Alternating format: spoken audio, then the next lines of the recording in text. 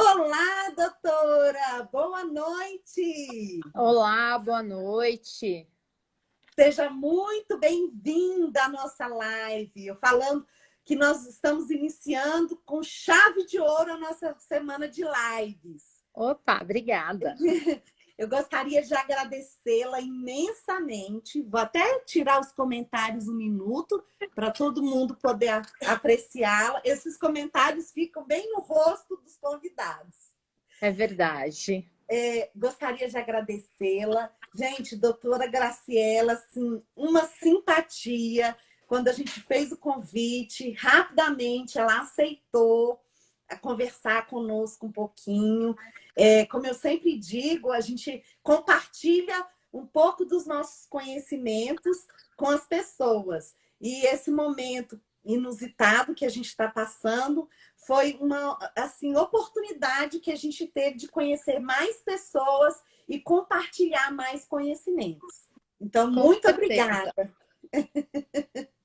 Imagina, eu que agradeço o convite. Acho sempre importante a gente compartilhar o nosso conhecimento, compartilhar as nossas experiências. Eu acho que é assim que a gente agrega muita coisa, né? Eu acredito nesse compartilhamento, acho ele super importante em todas as áreas, né? Não só na ciência, como em tudo, né? A gente precisa um do outro, né? E acho que essa pandemia ela traz muito mais essa colocação, né? Porque hoje que a gente não consegue mais se agrupar, não consegue mais falar com as pessoas, ver as pessoas, a gente está percebendo o quanto isso é importante, né? A gente está percebendo o quanto essas relações elas são importantes, né? Acho que todo mundo tem saudades de alguém, né? Quer Sim. seja um alguém familiar, quer seja um amigo. A gente percebeu o quanto a gente não consegue viver sozinho, né? O quanto a gente precisa um do outro. Acho que isso foi um dos aprendizados que a gente teve aí na pandemia, né? O quanto a Uhum. gente necessita, né, desses contatos, o quanto a gente está aprendendo alguma coisa, né, com essa pandemia de alguma forma. De um Sim, eu falo jeito. que nós temos que sair melhores do que a gente entrou. E assim, uma coisa bacana é que a gente também está ampliando essa amizade. Sim, É, eu assim estou conhecendo pessoas que eu nunca imaginei que fosse conhecer, mesmo que virtualmente a gente tem assim um contato, uma referência e, como você disse, a gente está ampliando os conhecimentos. Eu comecei com uma live por semana, agora a gente está de segunda a sexta e o pessoal querendo sábado e domingo também. Eu falei, gente, eu preciso também descansar um pouco, porque sempre a gente precisa preparar o que a gente vai fazer, o que a gente, os convidados, enfim. E assim, mas está muito bacana. Eu estou gostando muito dessa experiência. Uma oportunidade única, por exemplo, de te conhecer, né? Assim, cada conquista de um novo entrevistado, para mim, é assim, eu fico muito feliz mesmo, viu? Muito obrigada. imagina, E eu eu que vou agradeço. apresentá-la e depois você pode ficar à vontade. Eu só vou ter dois pontos aqui do seu currículo que eu gostaria que você explicasse para a gente, para as pessoas conhecerem mais um pouquinho, mas depois você pode ficar à vontade, eu vou reativar os comentários, as pessoas também podem ficar à vontade para perguntar, tá bom? Então, Graciela Pignatari é bióloga, mestre e doutora em biologia molecular pela Unifesp e sanduíche no Mount Sinai School of Medicine, New York. Foi a primeira pós-doutoranda do projeto A Fada do Dente, da USP, e é sócia fundadora e diretora executiva da TISMO. TISMO é TISMO, primeira startup de biotecnologia com foco em medicina personalizada para autismo e síndromes relacionadas. Mais uma vez, muito obrigada. Eu gostaria que você começasse falando do projeto A Fada do Dente e um pouquinho da autismo. Então vamos lá. Eu comecei a minha vida no autismo no projeto A Fada do Dente, que é um projeto da Universidade de São Paulo, né? ele é um projeto que estuda os mecanismos biológicos envolvidos no autismo a partir das células de polpa dentária de dente de leite. Então, a gente começou através de doações, né? Então, a gente coletava as polpas dentárias, né, do dente de leite, que é o dente descido, e a partir daí fazia um processo que é a reprogramação celular, que é colocar as células no túnel do tempo, fazer com que essas células se tornem umas células embrionárias, né, como se fossem células embrionárias, e a partir daí produzir qualquer célula do organismo. Então, como o autismo é um transtorno que acontece no sistema nervoso central, nós pensamos nesse projeto para tentar entender o que aconteciam com os neurônios desses indivíduos. Então, eu comecei nesse projeto coletando as células, e como eu trabalhava com a professora Patrícia, que é a coordenadora, e a gente precisava desses pacientes, a gente conheceu o Dr. Marcos Mercadante, que era um psiquiatra da Unifesp, que foi nosso parceiro do projeto. Eu falo foi porque ele morreu de uma forma muito prematura, ele teve um câncer e ele acabou falecendo muito prematuramente.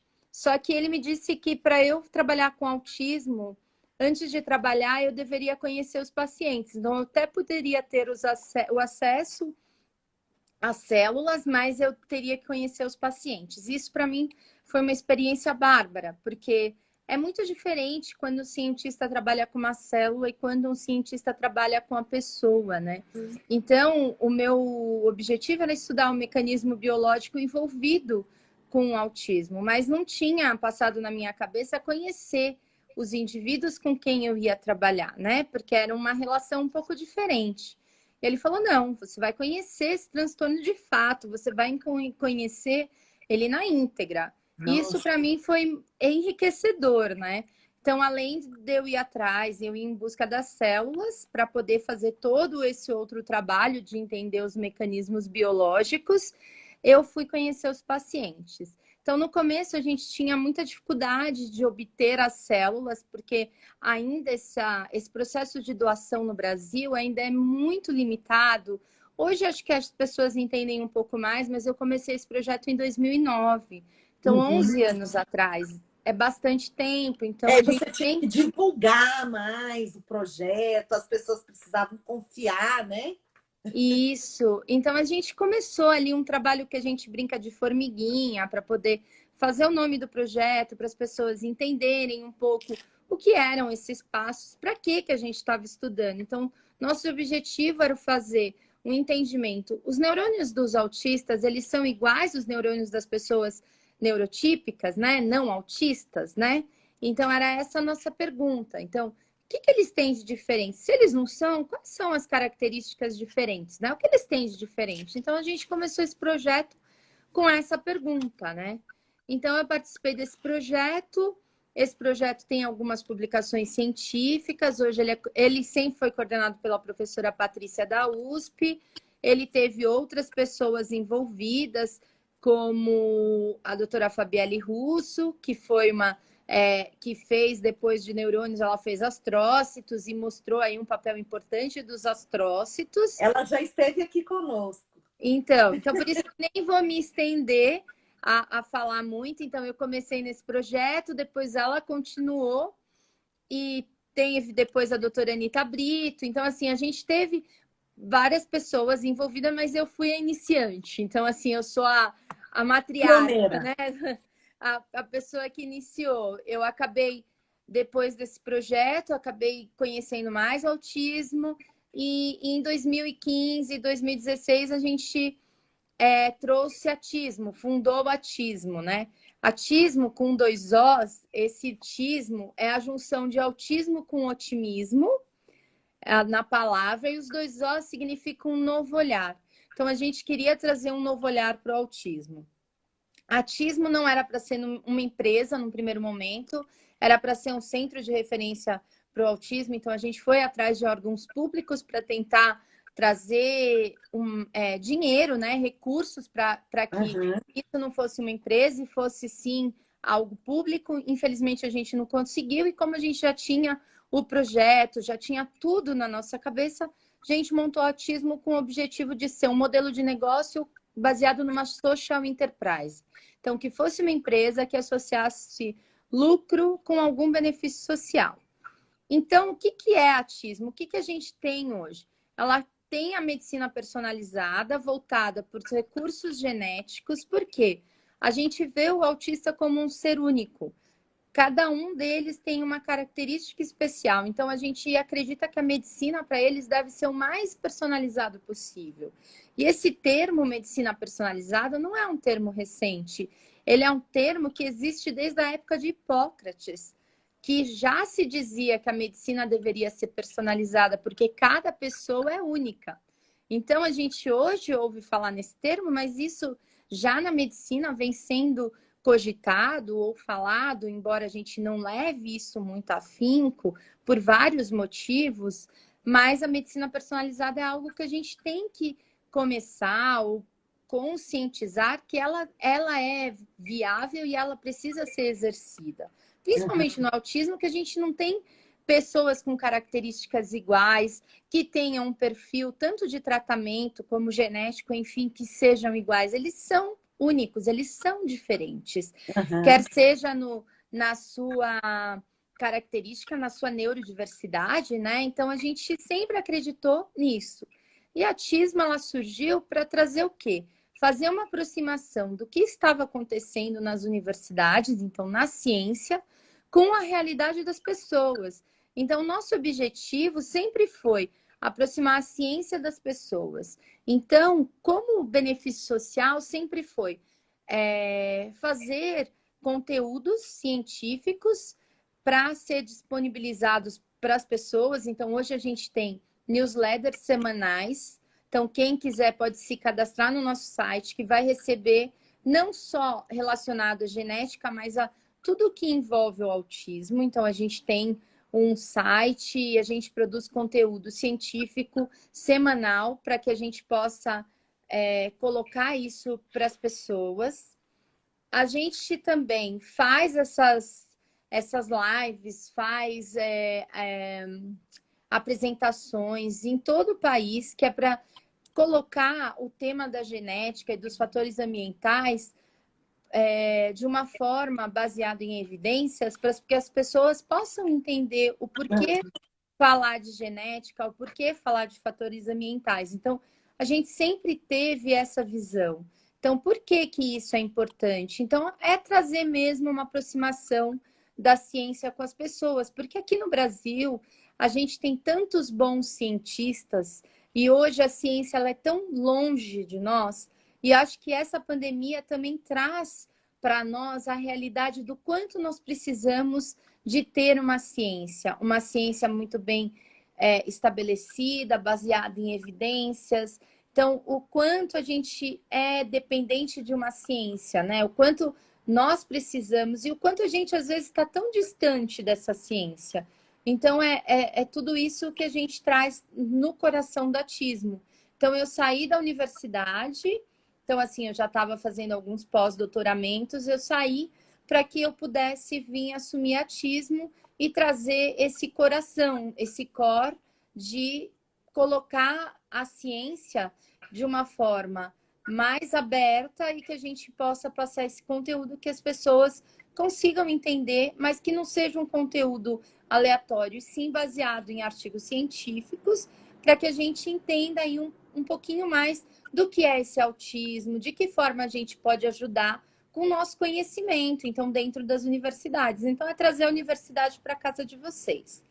Então, é isso um pouquinho que a gente faz dentro. Hoje, a Autismo, ela realiza os exames genéticos, que são ainda exames caros, né, no ponto de vista econômico, mas que a gente tem como missão fazer com que eles se tornem cada dia mais acessíveis e quem sabe que um dia se tornem políticas públicas que sejam presentes. Então, assim, a gente está disposto a que isso seja, se ele é importante, que ele seja importante e seja acessível para todos. A gente começou com alguns valores e esses valores foram diminuindo com o passar do tempo. Hoje eles estão em torno de 50% mais, eu não gosto de falar mais barato, ou com custo menor, porque a gente sabe que ainda não são baratos, né? A gente tem essa Aham. noção. Mas ainda é que a tecnologia, quando ela vem, ela ainda vem em condições que a gente sabe que não são acessíveis para todos, mas a gente aos poucos vai tentando melhorar isso e vai passando a importância do que é a genética e com o tempo a gente acredita que isso vai se encaixando, né? Acho que Aham. o autismo, ele é algo que a gente vem conhecendo cada dia mais a gente vem entendendo, e eu acredito que no futuro a gente vai entender ainda mais. Então, quando eu falo dos fatores genéticos, eu posso continuar? Pode, eu já ia te perguntar aí o que são esses fatores genéticos e ambientais aí relacionados ao transtorno do espectro autista. Então, quando a gente fala de fatores genéticos, fatores ambientais, a gente está falando do risco, né, de se ter autismo, né? Hoje a gente fala muito de fatores genéticos e parece até que a genética surgiu hoje, né? E Uhum. não é verdade, né? Por quê? Já desde 1977, a gente sabe que existem riscos de se ter autismo, né? Quando se tem, principalmente em 1977, saiu um trabalho de gêmeos. E nesse trabalho foi demonstrado que gêmeos idênticos, eles já tinham um risco. Quando um era autista, o risco do outro ser autista estava em torno de 80%. Isso já em 1977. Quando você tinha gêmeos não idênticos, né, fraternos, o que acontecia? Esse risco diminuía para 40%. Olha, isso 43 anos? Nossa, já tudo isso eu fiz 43 e não sabia, porque eu sou de 77. Ah, É que menina. caiu minha ficha. Então, a gente já tinha aí 40% de risco. E quando você tem um filho no autismo, com autismo, né, autista, você tem um risco de 10 a 20% e de ter o segundo com autismo. Esse risco é um pouco maior quando são meninas. Eu vou explicar o porquê. E a gente tem um risco aí em torno de 33% quando se tem já 2 filhos com autismo, tá? Aham. Então, assim, esses dados não são dados recentes, são dados lá de 1977. E aí a gente colocou a genética num balde de gelo por muitos anos. E agora, depois de 2010, que começaram, né, a falar de novo da genética. E muito da genética se voltou a falar por conta de alguns estudos na Suécia, tá? Uhum. Que foram demonstrando que a, a genética, o fator genético era muito importante e majoritário para o autismo. Porque até então não se colocava isso, se colocava outras questões, mas o risco genético. Aham. Até que o ano passado, em julho do ano passado, no dia 17 de julho do ano passado, surgiu um trabalho que é de BAI, de 2019, num jornal chamado JAMA Psychiatry, que é um jornal médico. Eu posso depois passar todas as referências para vocês, Uhum. uma lista. É um jornal bastante importante para a comunidade médica, onde foi feito um trabalho com 2 milhões de pessoas, e nesse trabalho foi demonstrado em 5 países que o risco do autismo é majoritariamente genético e está em torno de 97%. Olha. E que a, a herdabilidade, isso aí, os genes que estão relacionados e que podem ter sido herdados, isso daí está em torno de 81%. Isso é, na maioria das vezes, as alterações genéticas que são encontradas nos autistas vieram dos seus progenitores, do seu pai e da sua mãe, que muito provavelmente não são autistas, tá certo? Aham.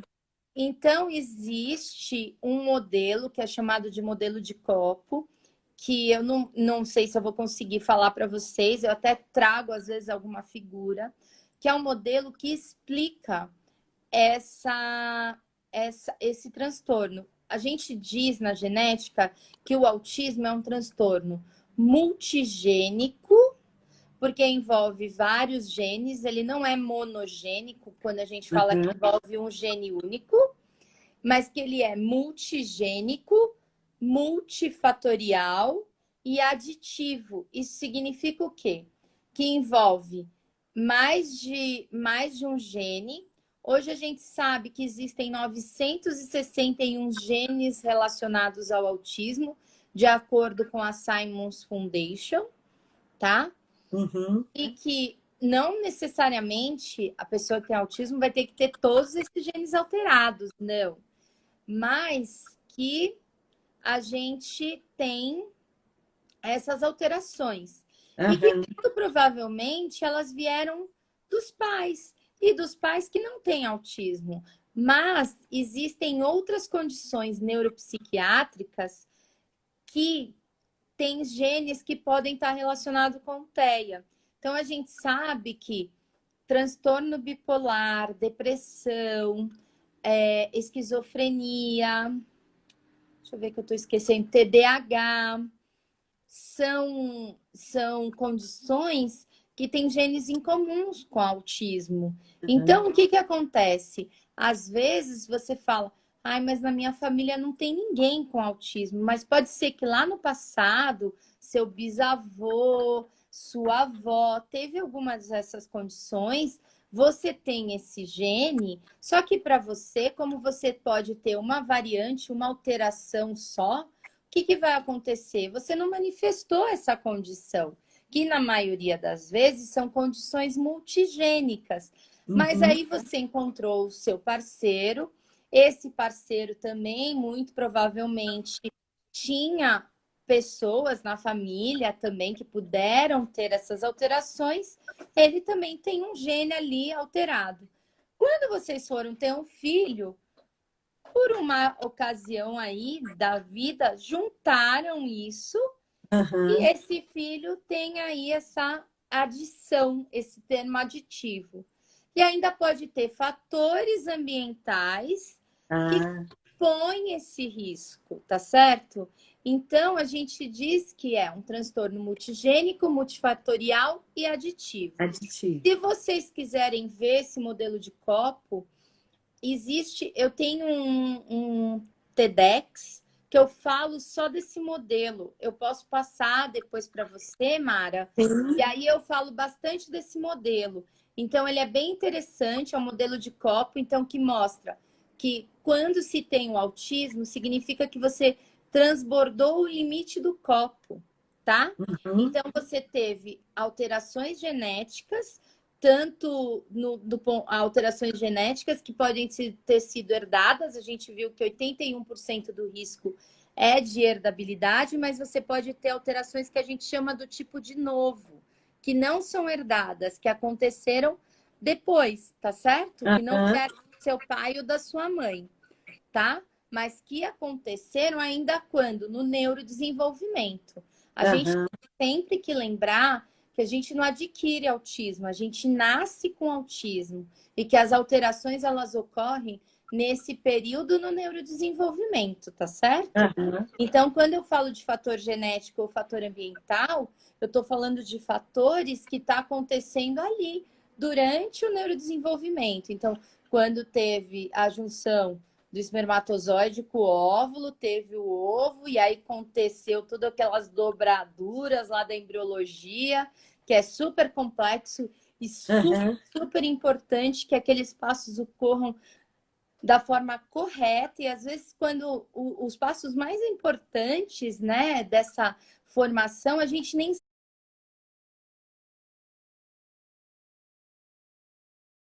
que está grávida, né? Aham. Então, às Aham. vezes a gente tem aí, né, alguns fatores que a gente às vezes nem sabe.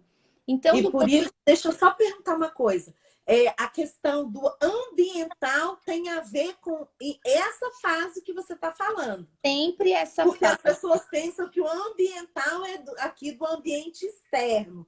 Então, é Não. bacana explicar que é nesse momento aí, né, da concepção, da constituição ali, do embrião, do feto, é Exatamente. toda essa história aí.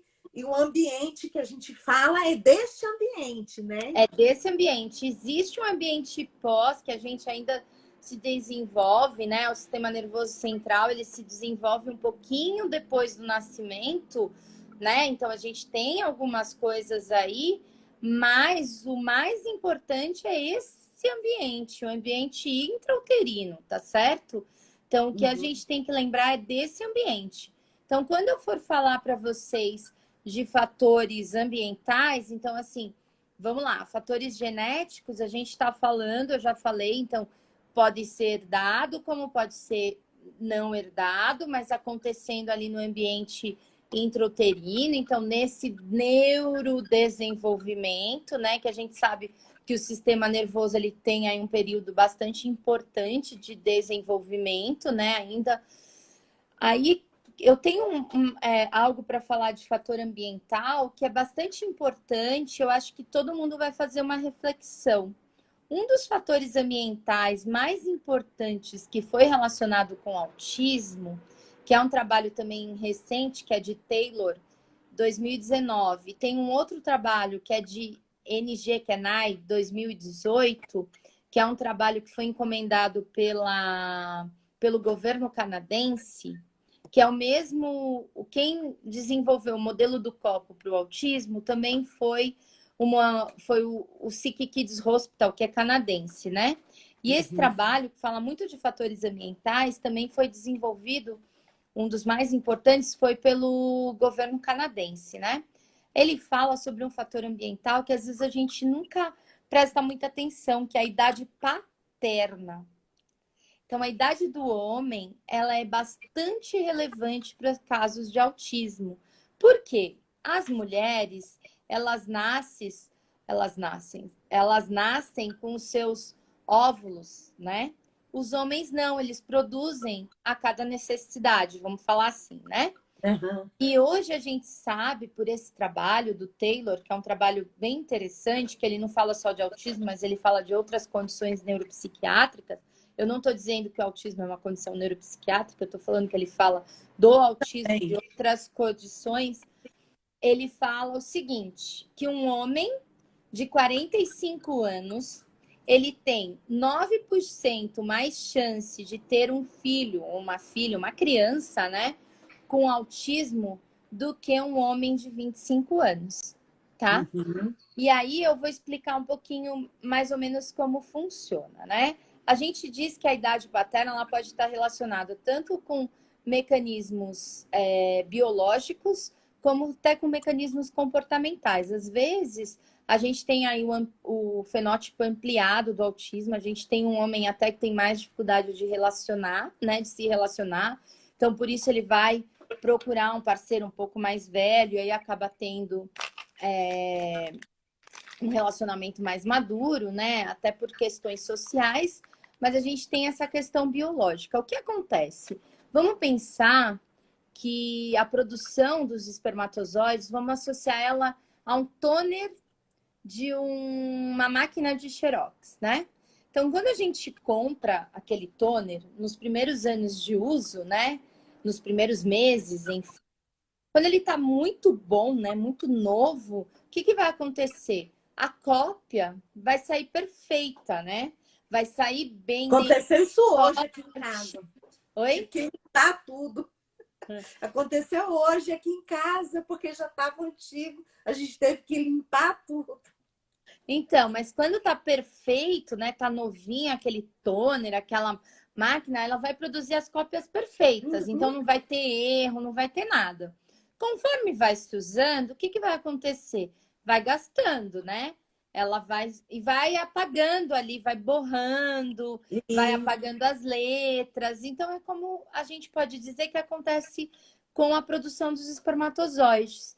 Conforme vai passando o tempo, eles vão sendo produzidos, ok? Mas eles podem ser produzidos com erros que vão se acumulando com o passar dos anos.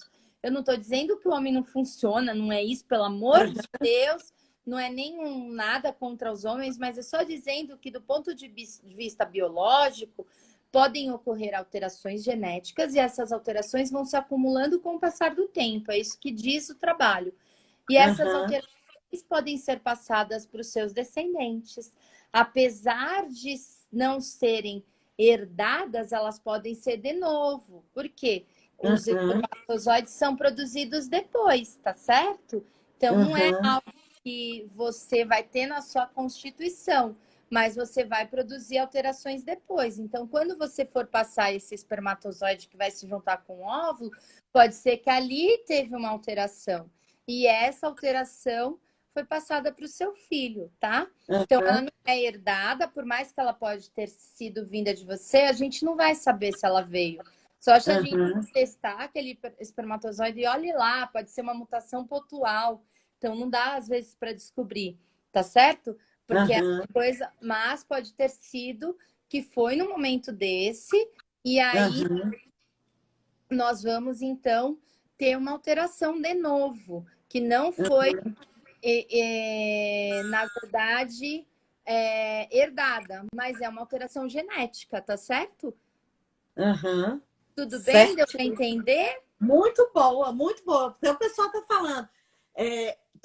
A explicação excelente, gratidão. A gente tem uma pergunta da Tainá. A alteração genética pode ser só de um dos pais ou não? Como você falou, às vezes pode ter, né? Dos dois, né? Sim, na maioria das vezes são dos dois, mas pode ser de um só. Não tem.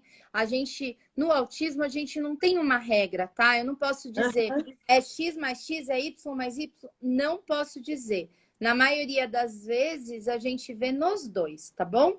Até no modelinho de copo, quando a gente vê, eu não sei se vocês conhecem a revista Autismo. Eu fiz uma reportagem falando sobre esse modelo de copo na 4ª edição, na 5ª, na que saiu em abril do ano passado, tá? Março ou abril, que foi a reedição do 2019. Eu posso também mandar o link para você e aí você põe disponível para as pessoas, até que você tenha aí mais contato. Eu vou procurar também. Bom saber, porque a gente assina, aí eu vou.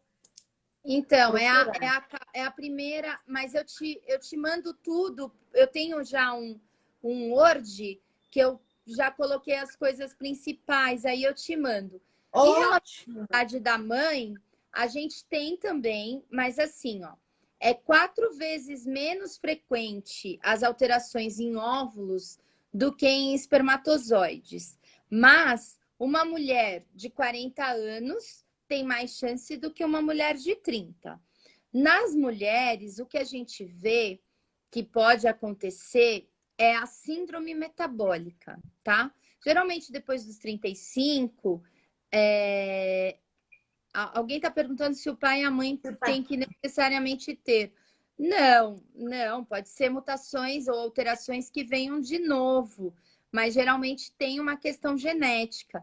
Às vezes a gente não sabe, mas a gente tem alterações genéticas.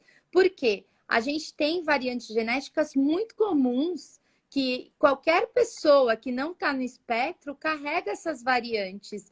E quando elas são somadas, é que você tem o transtorno do espectro do autismo.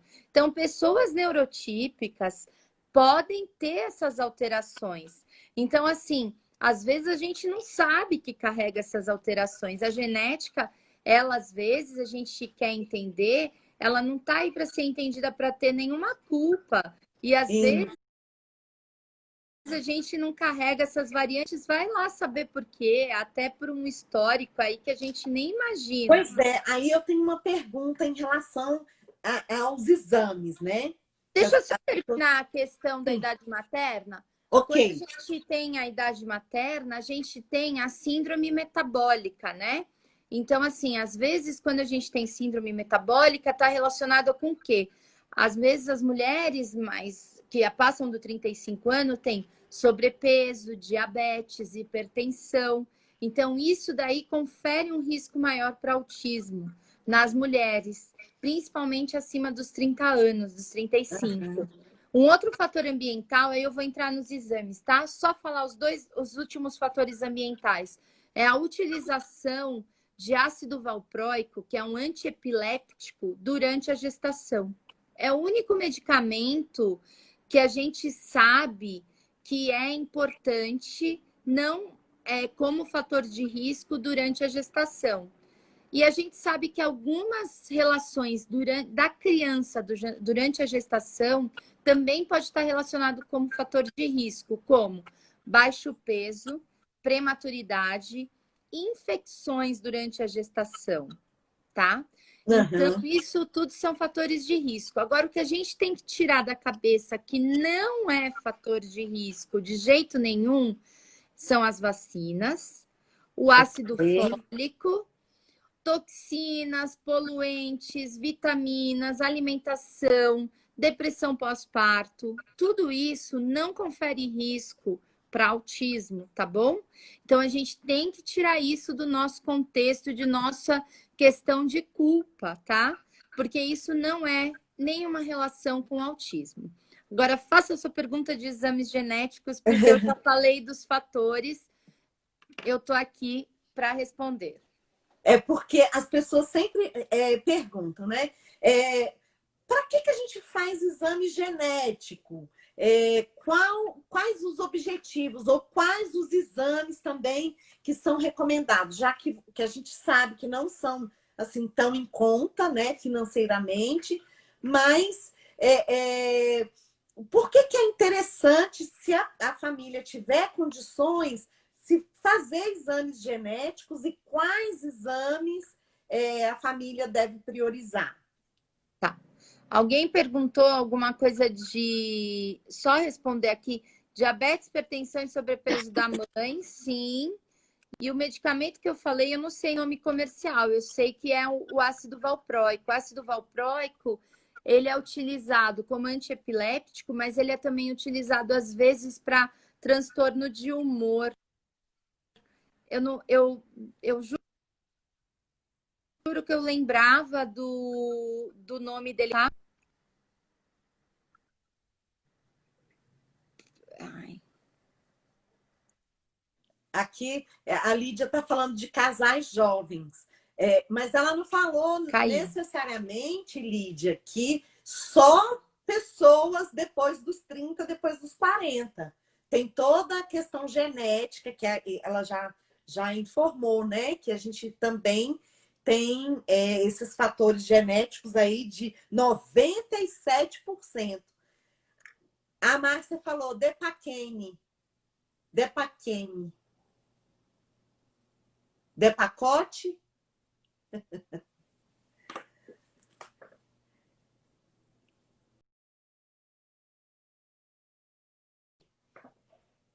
Porque a internet dela deu uma oscilação. Aí nós vamos aguardá-la. Mas não necessariamente tem a ver só com a idade. Não, é exatamente isso. Tem casais jovens que têm, pode Tem estar relacionado com a herdabilidade. genética.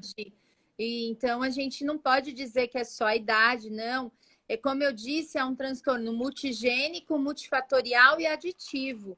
A gente não pode dizer que é só a idade do pai, não. Eu estou dizendo que o fator de risco mais importante é a idade paterna, mas tem que lembrar que os fatores de risco constituem aí uma minoria e que o fator genético é uma maioria, é majoritário. Uhum. Então, quando você me pergunta de exame, a gente diz que não existe o melhor exame genético, existe sim um exame adequado.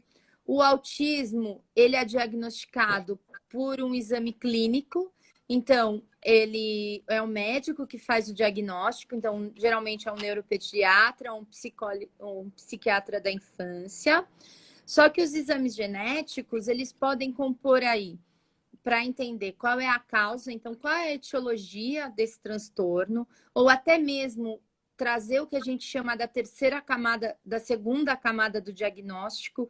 Às vezes a pessoa tem autismo e tem outras comorbidades, ou então ela tem uma outra síndrome que, na verdade, ela tem características autísticas, mas na verdade ela tem uma síndrome rara e desconhecida. Às vezes, o exame genético ele serve para confirmar essa síndrome, então o médico está, às vezes, com uma dúvida, enfim, ele solicita um exame genético para confirmar se é um caso sindrômico ou não, né? Então, exame genético, então, assim, existe o array genômico, que é o primeiro exame recomendado pela Academia Americana de Genética Médica, que hoje até está sendo discutido, porque existe um trabalho de 2019 mostrando que em alguns casos de autismo, dependendo da clínica daquele paciente, não há nem necessidade de pedir um exame de array genômico. Eu vou explicar a diferença entre eles, mas sim que você já pode pedir um exoma. A diferença básica entre os exames genéticos está na constituição do DNA. Você tem aí o cariótipo, o array genômico, o exoma e o genoma. E ainda tem o exame de X frágil, né? Que na maioria das vezes é solicitado quando a gente tem casos de indivíduos com deficiência intelectual. Porque uma das características da síndrome de X frágil é a deficiência intelectual, embora ela tenha outras características faciais, enfim, que consiste nesse diagnóstico. E às vezes saber se você tem se é portador da síndrome de X frágil é importante, porque existem algumas relações, algumas condições dentro dessa síndrome que você pode evitar tendo um diagnóstico precoce. Então, às vezes, fazer o exame de síndrome de X frágil, saber que você não tem a síndrome, mas você pode carregar alteração genética, pode ser importante para você evitar algumas condições. Então, por isso que se faz um exame nesse nível. Desculpa, meu computador aqui está ouvindo eu falar e está conversando comigo, entendeu? Aqui até o computador conversa. Tem vida própria. Aí a gente tem o exame de cariótipo, é um exame que tem uma resolutividade para o autismo muito pequena, de 3 a 5%. O que faz esse exame? Como eu falei, a gente tem o DNA em duas formas. A gente pode estudar o DNA compactado, na forma de um novelo, que a gente encontra aí os cromossomos. O que são os cromossomos? São os DNAs enovelados. Então, quando a gente está estudando cariótipo e array, a gente está estudando o DNA na forma enovelada, que é um pacotinho, tá? Então, a gente vai estudar os cromossomos. No cariótipo, a gente vai estudar a estrutura e o número de cromossomos, tá? Então, a gente tem aí 23 pares de cromossomos. Cada parzinho de cromossomo tem uma carinha. Um vai ser menor, outro vai ser maior, um vai ter uma... É como se a gente tivesse um rostinho ali nos cromossomos. Então, quando a gente faz um cariótipo, tô sendo assim, eu não tô falando de um jeito que a gente uma fotografia desses rostinhos. Então, assim, a gente vai tirar uma fotinho ali do nosso cromossomo e vai saber, um é mais gordinho, um é mais magrinho. Então, aí o que a gente vai ver? Analisar essa estrutura e o número, saber se o número dele está correto, está faltando um, se não, se nós somos XX ou XY, né? A polêmica dos XX e dos XY, enfim. Mas a gente vai analisar isso. Descobre então, aí o que acontece? Síndrome de Down é perfeito para se descobrir desse, que é a trissomia do cromossomo 21. Então, ao invés de ter 2 cromossomos, que a gente tem 23 pares, né? Então, na verdade, a gente vai ter um a mais, tá bom? Só que para o autismo, ele é indicado em alguns casos, em casos de aneuploidia, em outros casos que já se tem alterações e já se é conhecido dentro do diagnóstico clínico. Só que, na maioria das vezes, a gente não encontra alterações em cariótipo, tá certo? Então, assim, a resolutividade é em torno de 3 a 5%, é muito pequeno. Então, a pessoa vai falar para mim, nossa, eu fiz o cariótipo e deu negativo, então não tem alteração genética. Não, não tem alteração genética do tipo estrutural e numérica que tem uma resolutividade baixa para o autismo. Hoje, já na maioria das vezes, e até a Academia Americana de Genética Médica nem solicita esse exame, mas aqui no Brasil, de acordo com o rol da ANS, ele é um exame que precisa ser feito como screening para autismo, tá? Então, a gente sabe que a resolutividade é baixa, mas precisa ser feito para se excluir alterações desse tipo, tá bom? Então, ele é um exame que vê isso. Voltando aí para a gente ver aí de novo o que acontece nos nossos cromossomos, existe um outro exame que é o array genômico. Gente, eu estou falando assim só para a gente entender, bem grosseiramente, mas só para dar um parâmetro legal para a gente entender o que diferencia um do outro. No array genômico, a gente vai ver o quê? Microdeleções e microduplicações que acontecem no cromossomo. Então, se esse cromossomo ganhou um pedacinho ou se ele perdeu um pedacinho. Aí vocês vão falar, nossa, mas isso é importante? É muito importante. Já existe na literatura dados que mostram que pequenas deleções ou duplicações podem estar relacionadas com autismo ou com deficiência intelectual. Então, às vezes, saber ali aquele pedacinho que duplicou ou deletou, a gente vai entender a causa daquele autismo. Ou então, já existem algumas síndromes que a gente conhece que são deleções, como a síndrome de Angelman, a síndrome de Williams, a síndrome de Phelan-McDermid, que a gente já sabe que são deleções em cromossomos específicos. Então, se o médico tem, olha, ele é autista, mas ele tem outras características que podem se encaixar nessa síndrome, e ele no exame clínico às vezes ficou em dúvida, ou ele quer realmente relatar no exame molecular, ele pode pedir um array genômico, e nesse exame ele constata isso. Então, assim, ele dá para excluir algumas síndromes que tenha esse tipo de alteração, então microdeleções e microduplicações. Então, isso a gente vê no array genômico. E no exoma ou no genoma? Quais são as diferenças entre eles, né? O que a gente vê? Lembra que a gente tem duas composições. Então, o cromossomo enovelado, né? Agora, quando a gente faz um genoma ou um exoma, a gente vai abrir o DNA. Então, a gente vai fazer o quê? Analisar a fita, vai desenrolar. A gente desenrola o novelo e vai ter o quê? Aquela sequência que a gente aprendeu lá no colégio. O A, o C, o G, o T. Aí, uma sequência determinada desse A, C, G e T é um gene, tá certo? Então, a gente vai analisar se tem alterações em genes, alterações genéticas, que é essa que eu tô falando para vocês. Tá certo? Então, o que nós vamos fazer? Vamos analisar se tem alterações genéticas. Ah, ótimo. Então, eu já descartei se tem alteração na estrutura, já descartei se tem alterações de microdeleção e duplicação. Então, se não tem, então vamos ver se tem alteração nos genes. A gente tem no DNA duas porções. As regiões que a gente chama de intergênicas e os exons.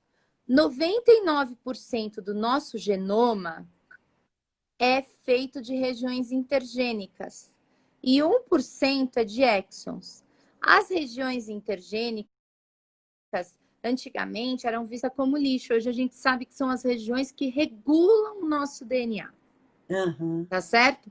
Só que as regiões intergênicas a gente só consegue ver quando a gente faz um genoma, tá? Só que hoje a relação de regiões intergênicas com o autismo, ela ainda é muito pequena. Existem aí poucos trabalhos, menos de 10, que fazem essa conexão. Até porque ainda se conhece muito pouco de região intergênica. Quando se faz um exame de genoma, ele é importante por quê? Porque já existe alguma coisa relacionada à região intergênica e porque a gente consegue fazer uma coisa que chama farmacogenômica. nessas regiões intergênicas. Eu vou explicar daqui a pouco. Vou para o exon. Deixa eu só te cortar um minuto. Daqui 3 minutinhos a gente vai cair. Aí eu vou te perguntar o seguinte, não sei como é que está a sua disponibilidade. A gente terminaria agora só para eu salvar e aí a gente pode retomar só para você continuar, tá? Dá para a gente fazer isso? Só para a gente não perder o que a gente tem até aqui, viu, gente? E aí vocês voltam também. A gente vai encerrar aqui, só para a gente não perder. Daqui 1 minutinho a gente volta e a Graciela continua essa aula que a gente está amando. Daqui 1 minuto a gente volta, tá bom?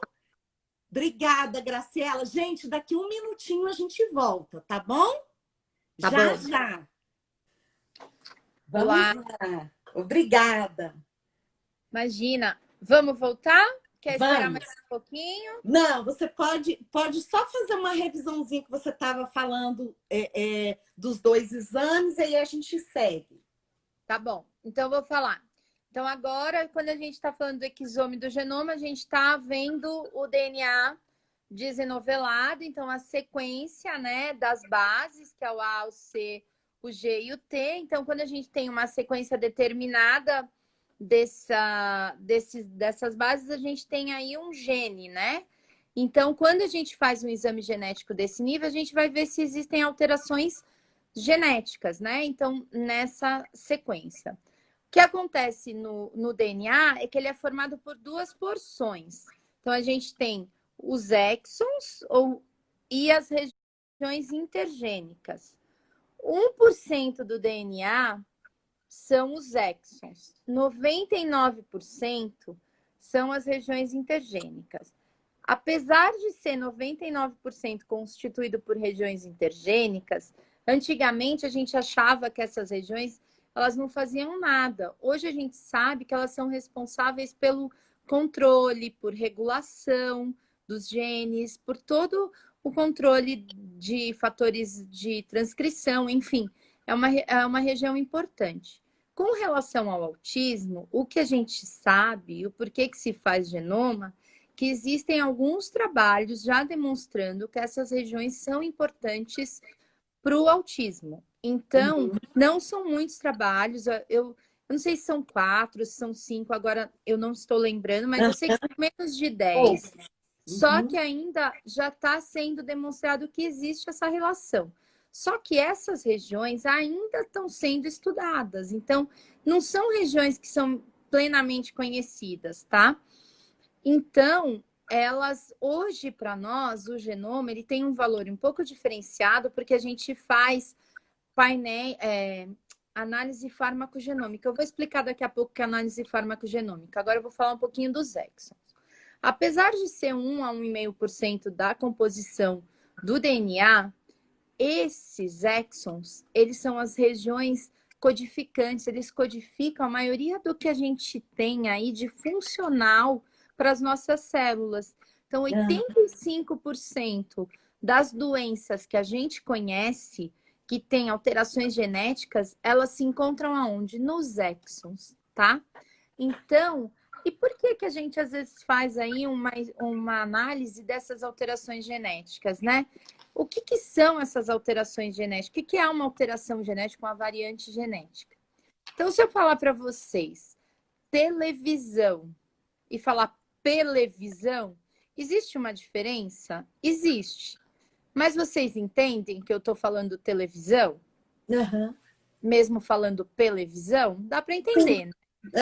Então, quando a gente tem esse tipo de alteração, vamos fazer um paralelo aí, eu diria que é uma variação na população. Porque se a gente fizer um exame genético de todo mundo que está assistindo aqui a live, a gente não vai ter os genes iguaizinhos, as bases todas igualzinhas. A gente é diferente. Então, a gente vai ter pequenas alterações que a gente vai chamar de benigna, que vai ser o quê? Alterações que fazem parte da nossa característica, de nossas diferenças, e que não vão alterar a forma e a função de nenhuma das nossas proteínas. E a gente tem alterações que a gente chama de patogênicas, e é isso que a gente estuda quando faz um exame genético, né? No exoma, a gente vai ver os exons, que são aproximadamente 22 mil genes. Se eu falar para vocês, se eu falar que então que um gene é uma frase, eu falar para vocês, hoje eu fiz um concerto, e esse concerto for com S, e eu trocar e falar, hoje eu fiz um concerto por um C, eu estou dizendo a mesma coisa? Não. Não, mudou Apesar de tudo. ser uma letra só, eu estou mudando completamente o sentido, né, do que essa frase quer dizer. E às vezes é isso que acontece quando a gente tem uma alteração genética. Às vezes a gente muda ali uma base, a gente muda a proteína e a gente muda ali completamente a função daquele gene. E aí, dependendo do que aquele gene faz, a gente vai ter uma resposta ou outra. Até eu brinco que dentro das células a gente tem ali vários genes ali envolvidos e vários processos sendo regulados. Então, se a gente for pensar numa célula como sendo uma central telefônica, tá certo? Então, dependendo do que a gente cortar, a gente vai ter uma resposta. Se eu cortar o ramal do financeiro, eu vou ficar só com o financeiro sem funcionar. Agora, se eu cortar o PABX central, eu vou ter ali um funcionamento, um lapso ali do funcionamento daquela empresa. Mesma coisa na nossa célula. Então, dependendo do que você tiver uma alteração, você vai ter uma resposta menor ou maior para aquele indivíduo, né? Então, a gente tem que lembrar que são as nossas células que fazem todo o comando do nosso organismo, né? Então, é mais ou menos isso. É Quando a por gente... isso que os autistas, então, são tão diferentes, porque aí onde é que corta é onde é que vai dar o problema ali, o resultado, né? E na maioria das vezes, a gente tem alterações em genes que são genes epigenéticos, que são genes que controlam outros genes. Então, a gente às vezes tem aí umas respostas diferentes. No meu tempo de fazer sequenciamento de autista, eu não consigo conhecer um autista que tenha a mesma composição de alteração genética que o outro, tá? Então, a gente tem muitos fatores que estão relacionados a sinapses e muitos fatores que estão relacionados a genes regulatórios, tá? Então, quando você faz um exame de exoma, você vai ver esses genes. Além disso, você não está vendo só genes relacionados ao autismo quando você faz um exoma. Você está vendo também todos os outros 22 mil genes que estão relacionados a outras doenças. Então, dependendo de onde você vai fazer o exame, você tem que tomar cuidado, porque existe exames que são apenas painéis, às vezes os valores são diferentes, e existem os exames que são completos, que além de você ver genes específicos, porque hoje existem painéis para autismo, mas são muito pequenos, às vezes você vê só 100 genes. Então, você não consegue ver o autismo como ele é, com toda essa diversidade. Então, hoje até existe na literatura alguns trabalhos que não fala que é importante fazer para o autismo painéis específicos, porque você vai se limitar a um número muito pequeno de genes, enquanto que você não vai conseguir ver outras comorbidades. Sim. Então, às vezes, você tem um trabalho que mostra que uma família tem uma alteração num gene, que é o ASTN2, que é até nesse trabalho dos copos. E esse gene, ele é um gene que veio da família, e cada criança, era um gene que veio dos pais, e eles tiveram 3 filhos. E cada filho herdou esse gene e teve uma condição diferente de saúde. Um filho teve o TEA, o outro filho teve TDAH e o outro filho teve TEA e TOC, transtorno obsessivo compulsivo. Então, mostrando que um gene alterado ele pode estar aí relacionado com outras condições. Então, às vezes, quando você faz um exame muito limitado, você acaba não conseguindo. Hoje, fazer o genoma e o exoma, a única diferença, pelo menos na autismo, é que no genoma a gente vai fazer o teste de farmacogenômica. Por quê? A resposta de alguns medicamentos, ela pode estar relacionada com a nossa genética, com o metabolismo que a gente tem de alguns medicamentos, pode estar relacionado com a genética. A gente tem metabolizadores rápidos, né, ultra rápidos, e metabolizadores pobres, né, ou então metabolizadores normais. O que significa isso? Existem pessoas que podem tomar um medicamento e parecerem que não tiveram nenhum efeito daquele medicamento. Porque o medicamento agiu de uma forma tão rápida que não parece que teve nenhuma melhora. Existem pessoas que tomam medicamento e metabolizam de forma tão lenta que acabam tendo uma resposta de efeito colateral muito grande. Então, às vezes, você sabendo como que é esse metabolismo, você pode, de alguma forma, adequar as condições, adequar a posologia. É uma forma de não tentar porque a gente chama de por fazer por tentativa e erro, tá? Mas isso ainda existem algumas implicações. Até então era visto como muito benéfico, mas até a gente conversou com algumas pessoas e estão dizendo que ainda existem algumas implicações, tá? De nível científico. Mas o que faz um teste farmacogenômico é essa relação. É melhor eficácia e menos risco colateral, tá? Então a diferença hoje é que a gente consegue ver as regiões intergênicas, embora a gente tenha pouca literatura, e também consegue fazer uma análise farmacogenômica, que é ver essa relação do metabolismo de alguns medicamentos, tá? Agora, Então, a questão dos exames, então, vai depender da equipe médica, do médico da equipe médica. O que é que eles estão procurando, né? E a outra coisa, o que, que você consegue? Você consegue ter uma perspectiva terapêutica? Consegue, porque dependendo da alteração genética, pode ser que seja um gene que está relacionado a uma sensibilidade, a ser mais sensorial. Não é fácil fazer essa perspectiva terapêutica, porque pode ser que você faça um exame genético e não encontre alterações. Isso significa que não é que não tem alterações genéticas, mas sim que talvez nesse momento da ciência a gente não conhece essas alterações genéticas. Só que, ao mesmo tempo, quando você faz um exame genético desse nível e você não tem alterações genéticas, ele passa a ser um exame que tem um cunho positivo. Por quê? Você vai dizer que ele não tem alterações genéticas que são conhecidas, mas também você exclui uma série de síndromes que já são conhecidas. Então, isso é algo que acaba sendo um processo bastante importante, né? Então, a outra coisa que a gente faz quando se faz um exame genético é estratificar pacientes, que é separar os pacientes de acordo com a alteração genética nos genes que eles têm. Isso aqui no Brasil ainda é pouco feito, mas fora do Brasil, as pessoas se relacionam de acordo com essas alterações e vão em busca de ensaios clínicos específicos para essas alterações. Então, existe um lugar que se chama Searchlight, Simon Searchlight, que é um lugar onde as pessoas se conectam já para fazer esses grupos específicos de acordo com essas alterações. Isso é bastante positivo porque você pode um dia, não ainda hoje, achar algo de terapia, tanto no ponto de vista farmacológico, como outras terapias, que sejam benéficas de acordo com essa alteração genética. Na revista Autismo, naquela que tem a capa do Maurício de Souza, tem uma reportagem que se chama Segunda Camada do Diagnóstico, que conta um pouquinho sobre uma síndrome que as pessoas se reuniram a síndrome do ADNP, acho que é ADNP, que se constituiu fazendo um exame genético e descobriram que tinha característica autística, mas era uma outra síndrome. E eles começaram a definir algumas terapias de acordo com essas alterações. É bem interessante ler essa entrevista.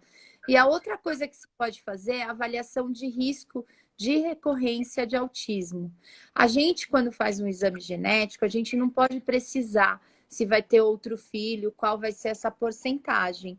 Mas o que se pode fazer é dizer se tem um risco maior ou menor, de acordo com essa herdabilidade. Se eu tenho uma pessoa que tem variante genética, eu faço um estudo, faço da criança, depois faço dos pais, e vejo que essa criança herdou várias alterações genéticas dos seus pais, é claro que você vai ter um risco.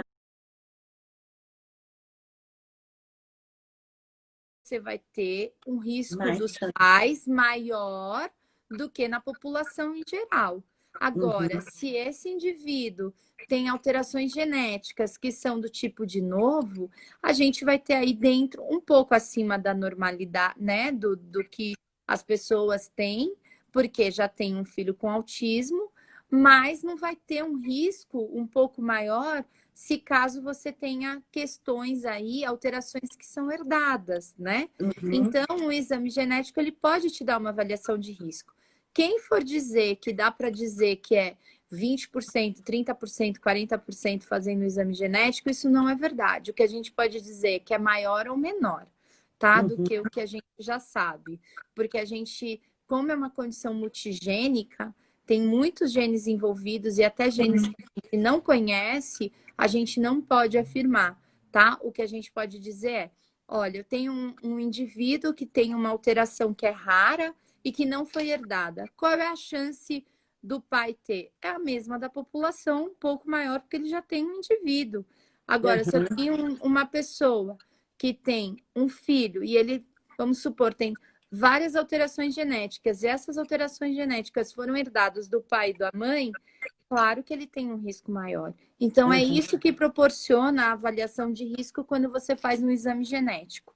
Dá para fazer esse exame, sendo que eu não tenho casos de autismo? Não, porque eu vou ter aí, olha, eu tenho alterações genéticas que são pertinentes a genes relacionados ao autismo? Sim, mas se isso vai compor um risco, eu não sei, eu precisava ver a outro caso. É claro, se quando você tem uma pessoa na família, um irmão, aí isso pode ser algo relevante se você tiver as mesmas alterações que seu irmão, ou enfim, isso vai Uhum. muito depender. Só que assim, não é um mais um a genética do autismo, não é 25%, 75%, como aquela genética que a gente aprendeu no Mendel.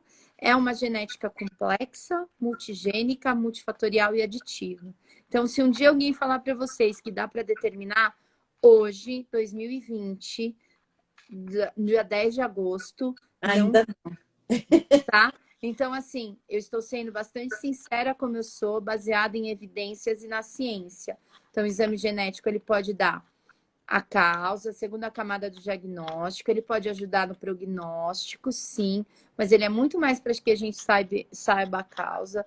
Ele pode ajudar, de alguma forma, na avaliação de risco, sim, Uhum. contanto que a gente consiga fazer aí um screening da família, sim, mas não vai te dar um número absoluto, porque a biologia ela não é absoluta, a gente vai conseguir avaliar risco? Vai, mas não vai te dizer vai ter ou não vai ter, mesmo porque o aconselhamento genético ele não é para isso, né? Acho que a gente Uhum. vale saber, só por uma curiosidade, o aconselhamento genético, geneticistas, eu não sei se vocês sabem, a gente tem no Brasil, de acordo com uma última pesquisa, acho que foi de 2015, nós temos 219 mil médicos no Brasil. Só que geneticistas, médicos geneticistas, a gente só tem 241. É um número muito pequeno. A genética no Brasil ela ainda é muito pouco difundida, né? E ainda a gente precisa muito de ter a participação do clínico com o geneticista. É muito importante que um exame genético ele seja feito com respaldo clínico. Quando a gente faz um exame genético aqui, a gente tem uma anamnese estruturada, que a gente faz essa anamnese, tenta pôr a maior parte de dado clínico, porque esses dados clínicos, eles contribuem para que a gente faça um laudo muito melhor, porque a gente só tem um bom dado genético se a gente tiver um bom dado clínico. E aí Uhum. depois a gente tem um trabalho que, como eu falei, a gente tem como perspectiva sempre essa educação, essa parte de ciência com pesquisa e com trazer para a sociedade cada dia mais conhecimento.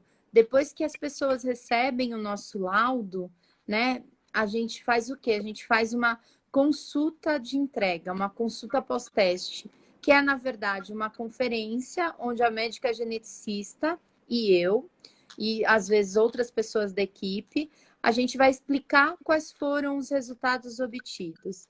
não tem nada a ver com a condição clínica, então a gente não fala sobre medicamento, não é isso, é só sobre o Uhum. resultado que foi obtido. E para os casos de genoma e de exoma, como é preconizado na Academia Americana de Genética Médica, a gente faz uma reanálise. O que significa? A gente, depois de um ano que recebe o laudo, a gente pega os dados brutos, que é os dados, aquelas sequências, a gente volta a reanalisar. Como as alterações elas não vão mudar, porque a gente realmente já teve essas alterações ali durante, né, a Uhum. vida, o desenvolvimento, a gente vai. O que que muda? O nosso conhecimento, né? O conhecimento científico. Então, a A gente tem uma. ciência avança, né? De um ano para o outro. Então, como a gente tem uma plataforma que a gente sempre vai atualizando, o que acontece? Um ano depois, a gente vai lá e atualiza os dados. Então, a gente pega o dado bruto e vai ver se saiu na literatura alguma coisa nova e se tem alguma coisa nos seus dados. Então, a gente faz essa reanálise, que a gente faz desde o começo, que a gente abriu o atismo, e que hoje, o ano, acho que 2018, foi colocado como um dos atributos para laboratórios genéticos, tá? Então, assim, é mais ou menos isso que funciona. Ter uma travada de novo, mas, gente, muito bacana, né? É a ciência numa linguagem que a gente entende. A doutora Graciela explica de uma forma que a gente entende super bem. Estou falando que você explica assim, a gente fica assim pensando, a ciência não é tão difícil, porque nós aqui do senso comum, né, os mortais aqui, a gente pensa que realmente a ciência está muito longe, mas você explicou de uma forma clara, precisa e simples, que realmente dá para a gente entender.